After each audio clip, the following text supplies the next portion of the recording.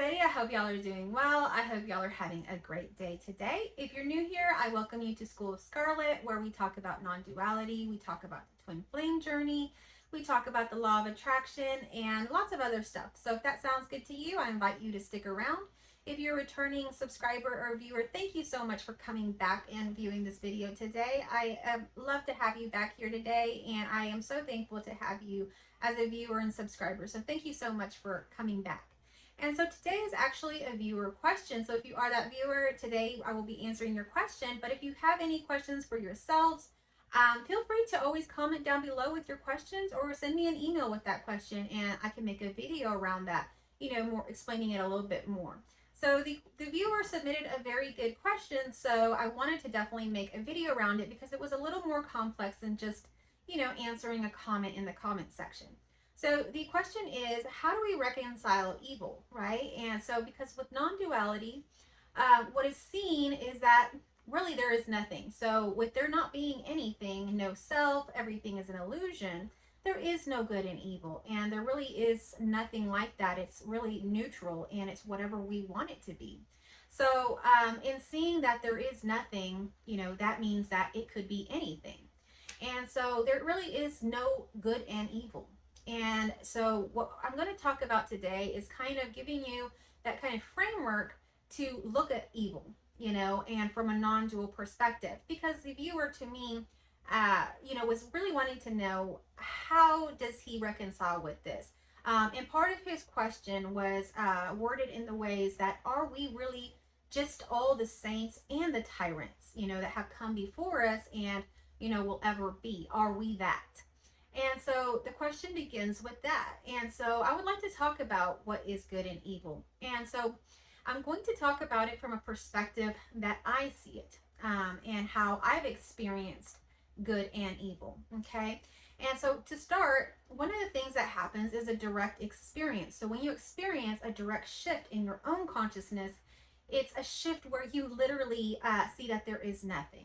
There is nothing. It is a void. I mean, it is the most silent, most nothingness that you could ever experience. And it's not even something that you could probably even experience in this relative reality, or at least I haven't in any situation, nor have I heard of anybody else.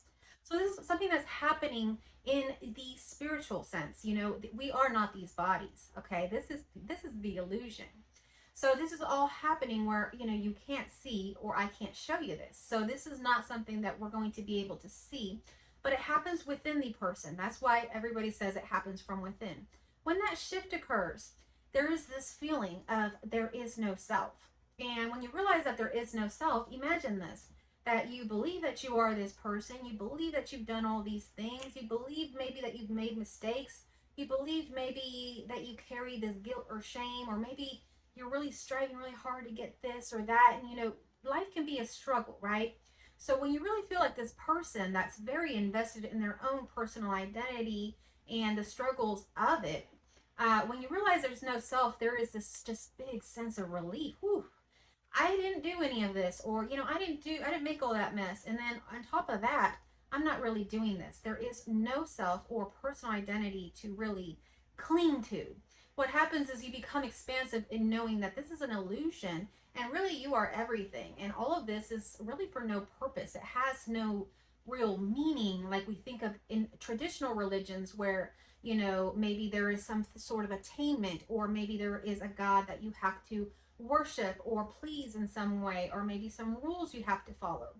It's actually all just happening from within. And from within, all of those things will begin to happen. So I will share how that happens.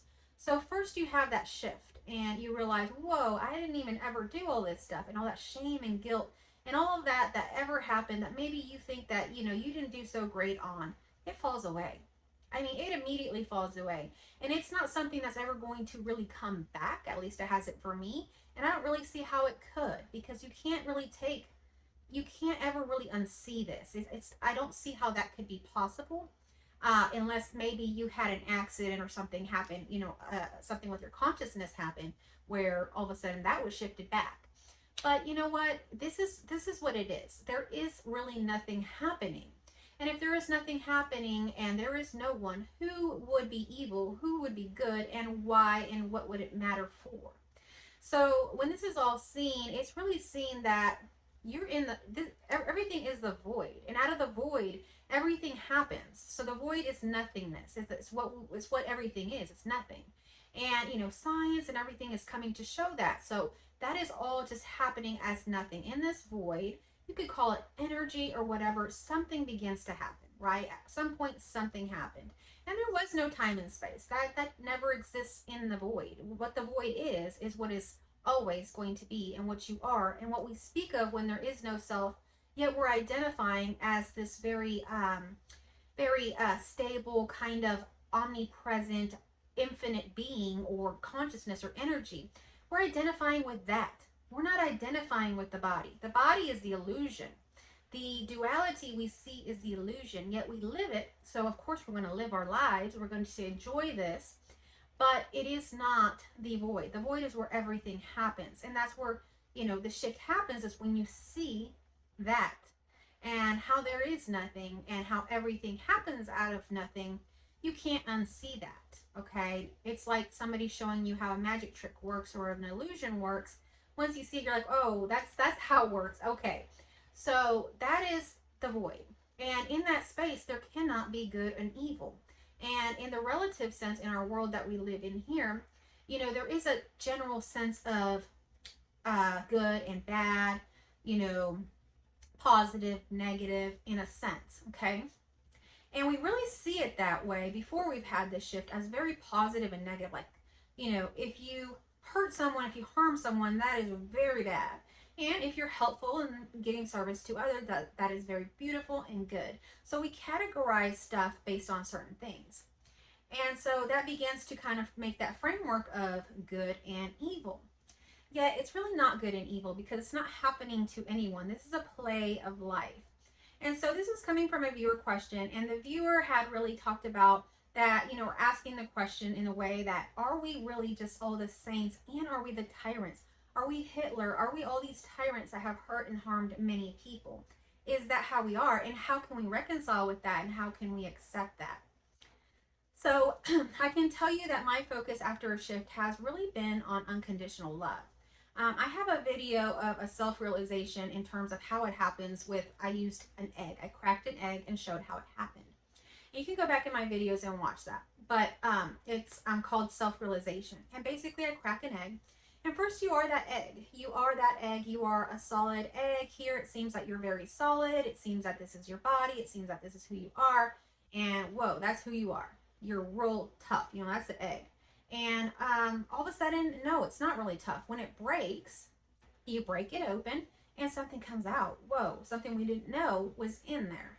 And all of a sudden, you will see the egg. And what you see is the different parts of the egg. You will see the white of the egg, and then you'll see the yolk of the egg, okay? And so with that, one of those, let's say it's the white, it could be nothingness, okay? So the whites of the egg could be considered your realization of realizing that there is nothing, that this is the void, that you are nothing, that nothing is happening. So you will realize that first. And in that, you will immediately realize that you've never done anything wrong. So in turn, nobody has done anything wrong. Nothing is really happening. There is no time and space. Nothing is tainting or hurting one another. Nothing can really happen. This is a play within your own mind or imagination. It's not happening in actual, like in the sense of, okay, this is just this one person. This is whatever she does, and that's it. That's really what she did. No, this is an illusion, okay? So the white is the nothingness. You first realize nothing. Then secondly, the yolk, okay? You realize, oh, but there is still everything that happens out of the void, okay? The void is the imagination, the mind, the creation that happens out of that imagination. And it's just an illusion. It's a projection of your mind. Let's say that you're sleeping, okay? And you're in the sleep state and you're dreaming. Okay, that's all what's already in your mind. It's coming up with this dream. Imagine it like that, okay? It's like a mind that's dreaming something. In that dream, it can feel very real. It can even feel like you're getting tortured. Let's say you're having a nightmare. It can feel like you're getting tortured. You can feel pain. You could even wake up sweating. You could even wake up not even knowing if it really happened or not. It's very real in the sense that it feels real when you're in that dream. But when you wake up out of it, you realize, oh, that was just a dream. That's just happening in my own mind. So that's basically how it is, but it's not happening like that. It's just the void, and everything happens out of that void that creates this illusion, okay? So, as above, below, so everything's going to always happen in the same ways, whether it is in the void or whether it is in our relative illusion reality. And so in that space of nothingness, okay, so the white yolk is nothingness, and we see, I mean, not the white yolk, the whites are nothingness. We see the yolk is everything. And so, whoa, like that's everything, okay? And so you realize that there is still duality, regardless of you having this shift. You are still here. You are still experiencing duality. You are still experiencing the play of life. You are still experiencing that you are in this body in a localized way, yet you experience it a little bit more in an expansive way, because I do experience it more expansive, but I still am contained in this container, basically, okay? So anyhow, that's all happening. But when you cut or you poke the yolk and it like bursts open, all that yellow yolkiness gets everywhere. That's the nutrients. That's the love. That's the unconditional love of life.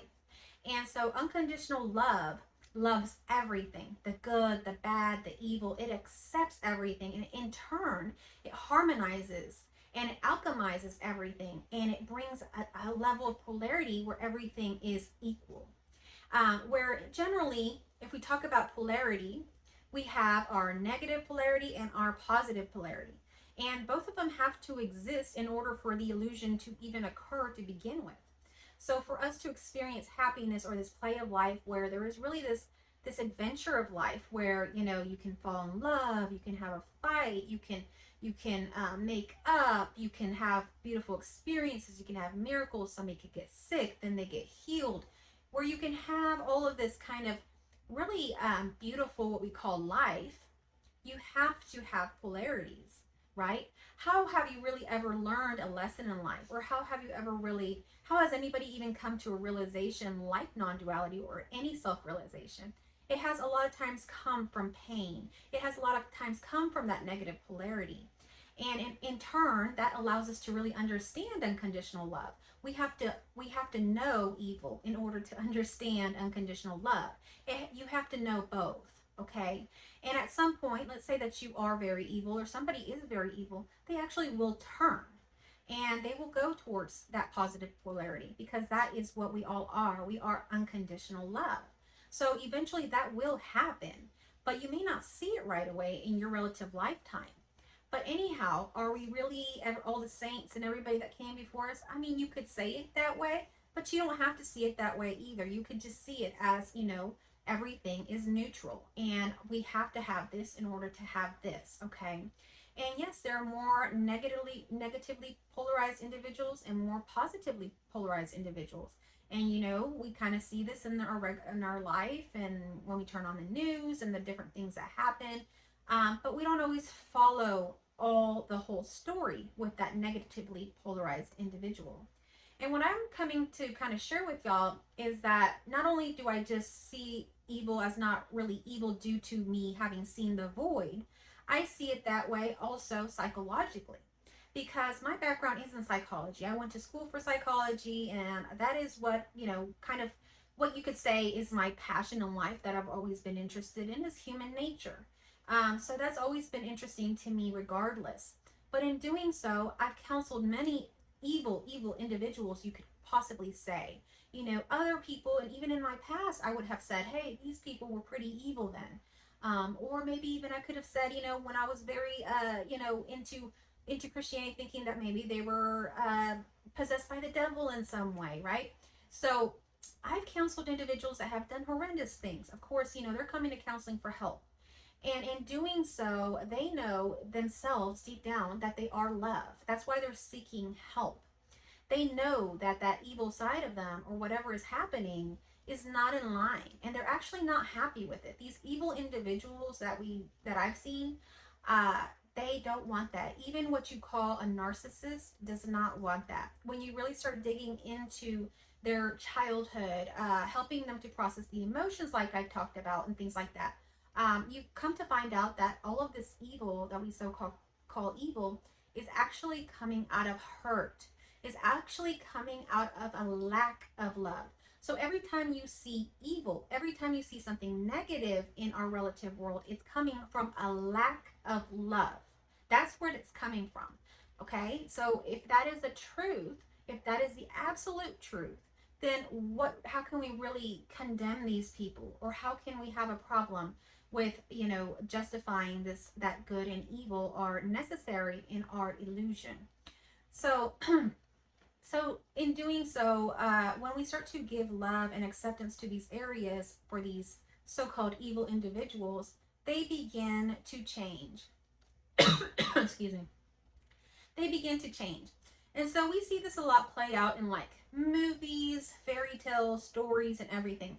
That a very evil character in the story will all of a sudden make a change at some point when they realize that they're in the wrong, or they get love. Maybe someone that they've despised, or something has happened and someone comes in and gives them love. When that happens, when that understanding happens, that evil polarizes and becomes back to positive. So eventually that will happen to everybody. But for now, in our relative reality, we are experiencing what seems like evil, but it is just negatively polarized individuals that are lacking love. And if we can give them love, then they can polarize back to what they are, which is unconditional love. Now, if you have an individual that can actually support unconditional love, this individual that is very negatively polarized can quickly go back to love. Because you have to be able to love every part of yourself, even the most darkest, ugliest parts of yourself, you have to love. And in order to be calm, at peace, in harmony, all of those pieces of you, all those fragmented pieces of you have to come together in unity. That is what this is. This is unity, okay? Non-duality is everything coming together in unity and realizing what it is, okay? That it is that void that is amazing, that can really create anything out of nothing. And so that is what basically evil is, okay? And so some of these evil people, or whatever you want to call it, their evil comes out of certain emotions, certain things, right? So they come out of sadness. So if we talk about like Hitler or whoever that they were talking about in the comments, some of these tyrants that hurt people and do things, sadness, they may be experiencing sadness, they may be experiencing anger, they may be experiencing fear. And out of those three comes what we call evil, okay? Comes the actions that we perceive to be evil. But let's examine those emotions a little deeper. So let's start with sadness, okay? Sadness happens if we really examine every time we've felt sad. Sadness really happens when we've lost love, or we are perceiving that we've lost love, because we never really lose love. So it's when we're perceiving that we've lost love. So when a breakup happens, sadness happens. When a child leaves, sadness happens. When someone dies, sadness happens, because you're perceiving that loss of love, okay? When you lose something you've really cherished, sadness. So sadness is coming out of a false feeling that you are losing love. You can't lose love. You are love. You are love. You are unconditional love. You can't lose love. Love is you. But until you recognize that, until you feel that, you feel like you can lose love. You really feel that way. But when you have unconditional love, when you've had this experience, or when you've had this realization, whatever it be, even intellectual, and you've had some experience of unconditional love and how that alchemizes, then you can experience that. But otherwise, you don't know that. You just don't know that. You've never experienced that level of love. And it doesn't have to take a realization to experience that level of love. You could have a grandmother that absolutely accepts every part of you, who listens to you. There could be one person in your life that listens to everything that you say, that loves you unconditionally. You could tell them anything and they still love you. You could do anything and they would still be there.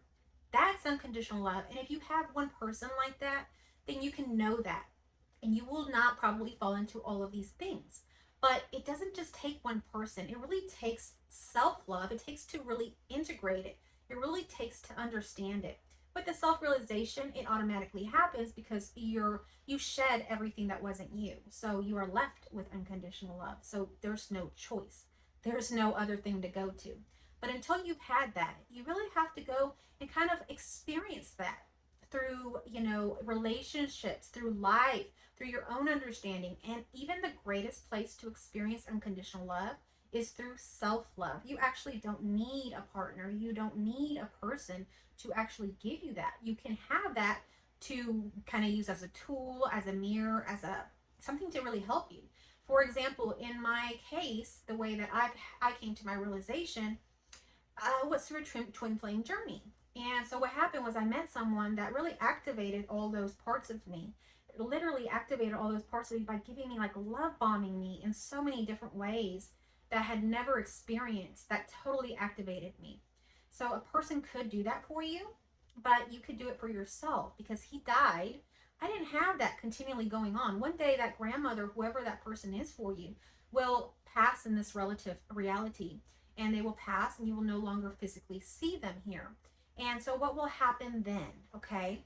And in that case, when that happens, you really have to start, you really should have been doing this all along, but a lot of times we don't, is to give ourselves unconditional self-love, loving ourselves, giving ourselves grace and everything for everything that we do.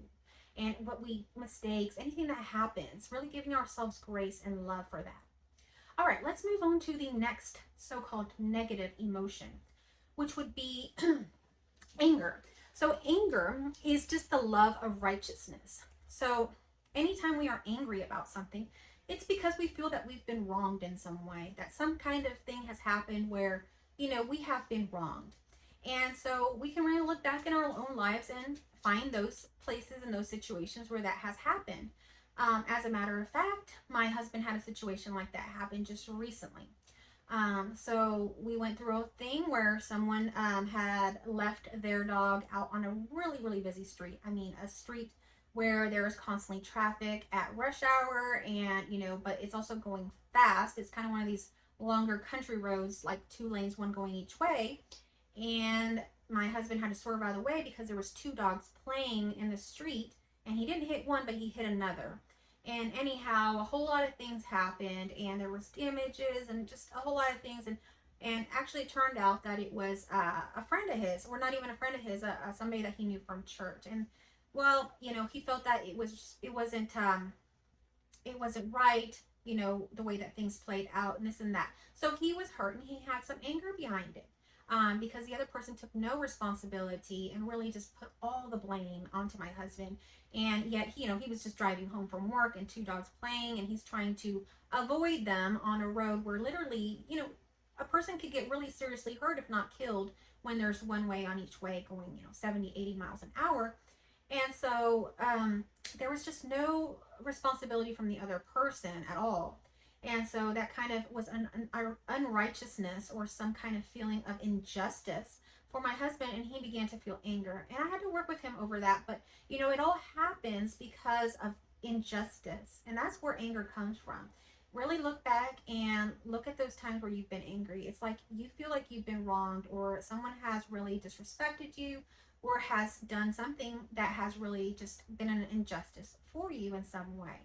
Okay, so that's anger. And you can see that a lot of things can play out from anger. Wars can start from anger. People hurting one another. All this stuff that we consider evil comes from these emotions that are really coming from a place of feeling that we don't have this kind of love. So the love of righteousness is just fighting for our own righteousness because we love ourselves. And we really don't want other people to treat us, in this way. So it's really actually a cry for that we deserve that love. And that is what that is. So it's sort of like a lack of love. And so the third emotion that we are talking about, so we've talked about anger, or we talked about sadness. We've talked about anger. Now we're going to talk about fear. Fear happens from this kind of lack or this love for ourselves, really, okay? And so if you think about it, every time we've been extremely fearful, really fearful, it's because we think something bad's going to happen. We think something bad's going to happen to us, to this body, to this person that we think is this, that we think are ourselves. but it's not really ourselves. So there's a bit of confusion there and disconnect.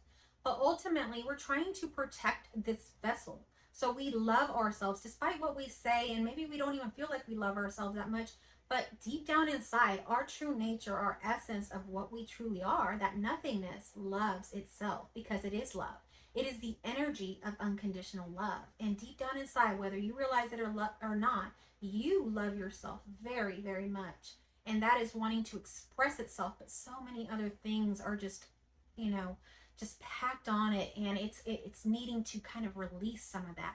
And that is why I talk about emotions so much, because if we can really work with these emotions of anger, sadness, and fear, and really alchemize it with love and unconditional love, then we can alchemize it and surpass it completely. So that is how that all happens. But it's really evil is really happening out of ignorance of what that person really is.